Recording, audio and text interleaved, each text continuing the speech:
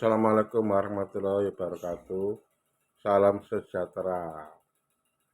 Nah, di sini saya akan coba belajar membahas tentang pribadi yang menarik. Wow, keren. Apa yang dimaksud dengan pribadi yang menarik?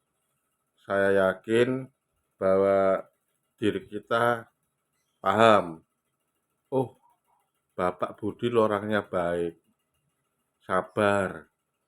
Oh, Pak Richard tuh orangnya baik, loman. Dia tuh loman, suka neraktir-neraktir.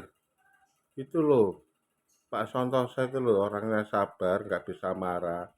Nah, itu loh, Pak Yohanes itu loh, sales yang gigih, siang, malam, hujan tetap berangkat, sales mobil Isuzu. Nah, ini pribadi yang menarik ini ya kan.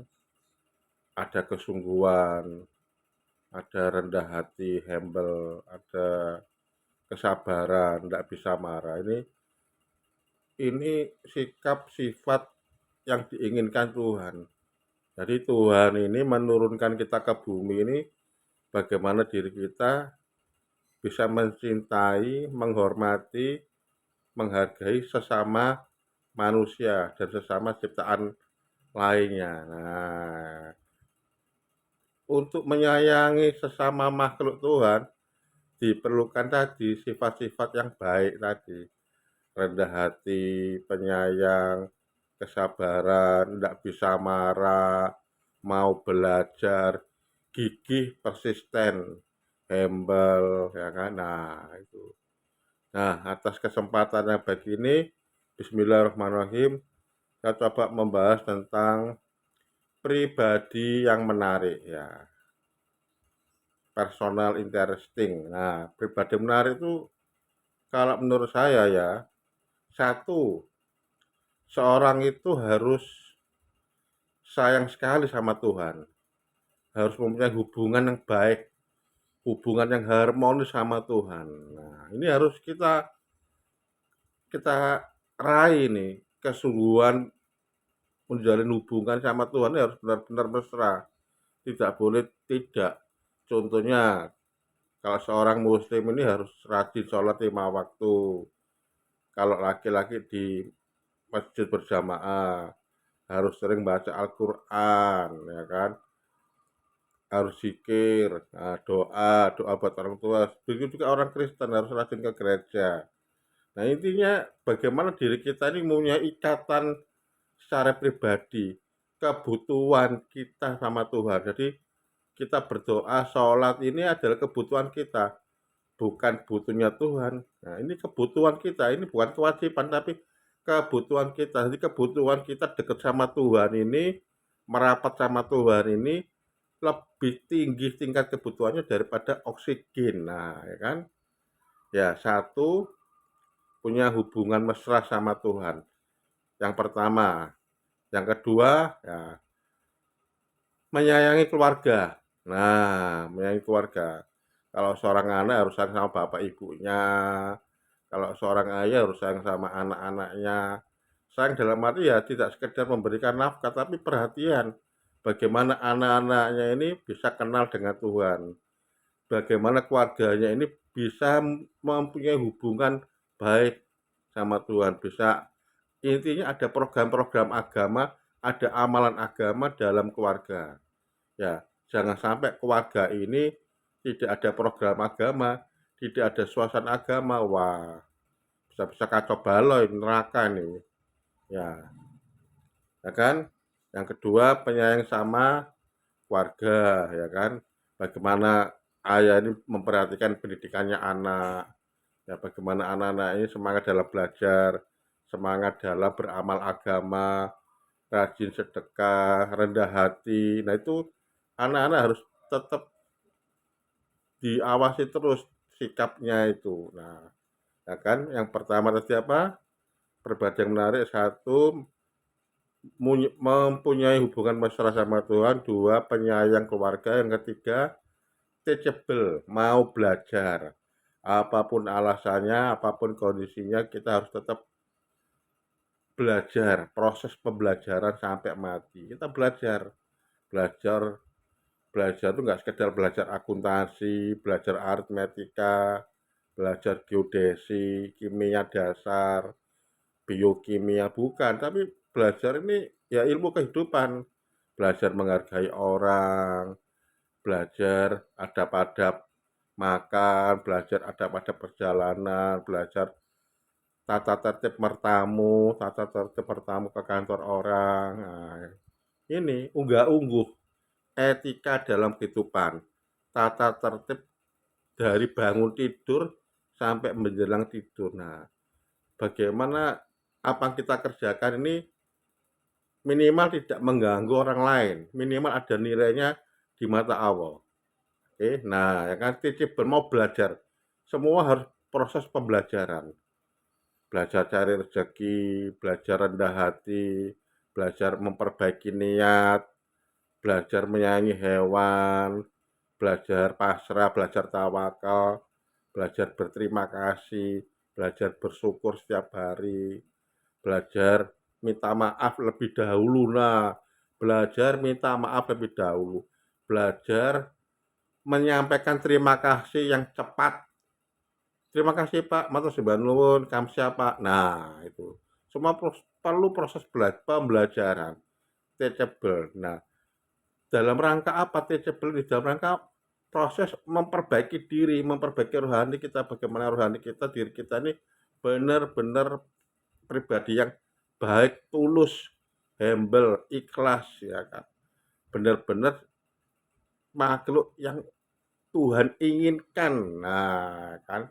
Yang ketiga teachable, yang keempat humble. Nah, rendah hati. Nah, rendah hati ini adalah keindahan Bapak Ibu. Ya, rendah kita semua harus rendah hati meskipun dia profesor, memiliki pesawat 5, tapi kalau nggak rendah hati, sombong ya hancur, hancur lebur kayak Fir'aun laknatullah alaihi itu, Korun, itu sudah contoh contoh yang nyata bahwa yang sombong itu pasti hancur, makanya diperlukan sikap the humble. Nah, humble, rendah hati mulai dari pelajar, orang tua, pengusaha, semua membutuhkan sikap kerendahan hati. Ya, kerendahan hati. Karena kerendahan hati ini sebenarnya dasar-dasar kita untuk bersyukur, terima kasih pada Tuhan.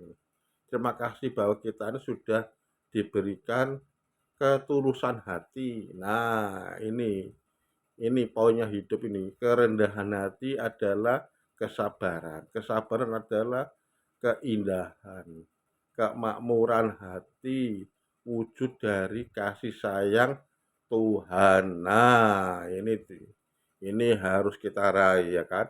Kerendahan hati, the humble. Nah, yang kelima yakni apa? Tawakal. Nah, tawakal. Nah, jadi eh, kita harus memiliki sifat tawakal. Tawakal ini apa ya? Berpasrah diri sama Allah Ta'ala, berpasrah diri pada Tuhan. Ya, tapi sebelum tawakal ini sebenarnya ada lagi sifat yang dibutuhkan. Ya, apa ya ini?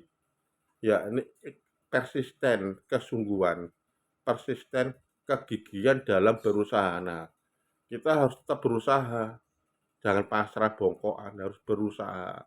Yang pelajar harus berusaha menjadi pelajar yang pintar, yang wira swasta harus belajar menciptakan inovatif peluang bisnis yang baik.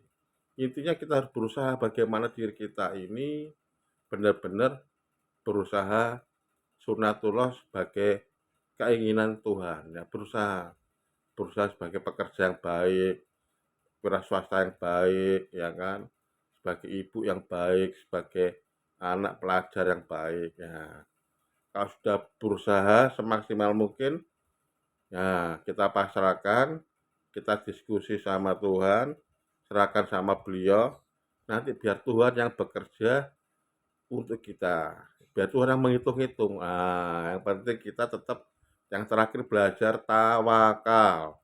Tawakal, kita berserah diri, 100% confirm berserah diri hanya pada Tuhan. Tidak boleh berserah diri pada makhluk. ya memohon, minta tolong, diskusi, apapun kesulitan kita, apapun problem kita, apapun penyakit kita, apapun musuh kita, ya diskusikan, konsultasi sama Tuhan. Semakin kita sering diskusi sama Tuhan, semakin kita ajak Tuhan ngobrol, ngobrol, lepas. Nah, ini nanti terjadi amazing, terjadi apa ya, seakan ya memang Tuhan itu ada di mana-mana. Anytime tuh Tuhan selalu memperhatikan kita, hanya saja kita yang songon ya kan. Apapun problem Anda, problem bisnis, problem keluarga, ceritakan sama Tuhan, ceritakan, diskusi, bukan berdoa ya, diskusi, ceritakan semuanya. Kalau bisa ditulis, diceritakan sama Tuhan dan ditutup dengan Al-Fatihah atau doa sesuai dengan keyakinan Anda ya. Jangan lupa ya kan, setelah kita berjuang habis-habisan untuk cari rezeki, untuk belajar, ceritakan pada Tuhan. Ajak Tuhan, ajak Allah itu sebagai konsultan pribadi Anda. Konsultan berbagai macam aspek kehidupan, mulai bangun tidur sampai mau tidur lagi. Apapun aspek Anda, apapun problem Anda, apapun penyakit Anda, apapun kondisi Anda, situasi Anda, siapapun musuh Anda, jangan lupa Allah, Tuhan kita selalu ada bersama kita. Ya, 24 jam. Nah, jangan lupa. Ya, perhatikan ini. Diskusi, ceritakan sama Tuhan. Insya Allah, bismillahirrahmanirrahim, Tuhan akan sebagai pendengar yang baik dan akan selalu bekerja menservis kita 24 jam. Jangan lupa, ya kan? Nah, kita jangan jangan minder, kita harus percaya diri, confident kita. Karena berdoa ini juga perlu proses pembelajaran yang konsentrasi tinggi. Jadi konsentrasi tinggi itu tidak dibutuhkan untuk belajar matematika, belajar akuntansi, perbankan, bukan. Tapi konsentrasi tinggi juga dibutuhkan dalam proses pembelajaran berkomunikasi, bercerita, diskusi, konsultasi sama Tuhan Yang Maha Esa. Nah, jangan lupa, ini saya buat diri saya sendiri ya. Berbicara, berkomunikasi dengan Tuhan perlu proses pembelajaran yang sabar. Ya, bicara sama Tuhan lagi, senang bicara sama Tuhan, senang berdoa sama Tuhan, susah doa. Jadi jangan susah aja kita mengadu pada Tuhan. Semua kesempatan, semua momen, apapun alasannya, apapun kondisinya, kita harus bercerita, ngobrol, diskusi sama Tuhan. Ya, ini Allah yang Maha Kuasa, Allah yang Maha Tunggal. Oke? Jangan lupa ya. Oke, pastikan diri kita untuk selalu berserah diri, rendah hati, menyayangi semua ciptaan Tuhan dan belajar memperbaiki niat baik kita. Oke? Terima kasih sebelumnya. Mohon maaf kurang lebihnya. Sukses buat Anda, berkah buat Anda. Assalamualaikum warahmatullahi wabarakatuh. Salam sejahtera.